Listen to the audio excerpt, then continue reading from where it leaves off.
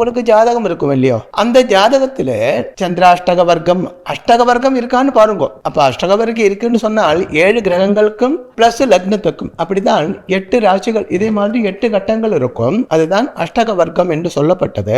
அதிலே அந்த சந்திராஷ்டக வர்க்கம் தனியா எடுத்துட்டு லேமினேஷன் பண்ணி உங்களோட வீட்டில் போட்டுக்கிறோம். கலண்டர் போட்டிருக்கிற மாதிரி போடுறோம். இனி அதோட உபயோகம் என்ன என்று சொல்லலாம். சந்திராஷ்டக வர்க்கம் என்று சொன்னால் இந்த அதாவது ஒவ்வொரு ராசியிலேயும் நம்பர் போட்டிருக்கு இல்லையா, அந்த நம்பர் என்ன என்றால் சந்திரன் என்ற கிரகத்திலே இருந்து இந்த டார்ச் அடிக்கிற மாதிரி மேலே இருந்து ஒரு டார்ச் அடிச்சு அதோட வெளிச்சம் வந்து விடுறது இல்லையா, அதே மாதிரி சூரியனுக்குள்ளே இருந்து வரப்பட்ட அந்த ரஷ்மிகள் தான் நமக்கு சூடும் வெளிச்சம் எல்லாம் தருது. அதே மாதிரி எல்லா கிரகங்களுக்கும் இருக்கத்தான் செய்யுது. அப்போ சந்திரன் என்ற கிரகம் நம்ம ஜாதகப்படி 12 ராசிகள் எங்கே எந்த அளவுக்கு அதோட பவர் கொடுக்கறாங்க, எந்த அளவுக்கு பவர் இல்லாம இருக்கு,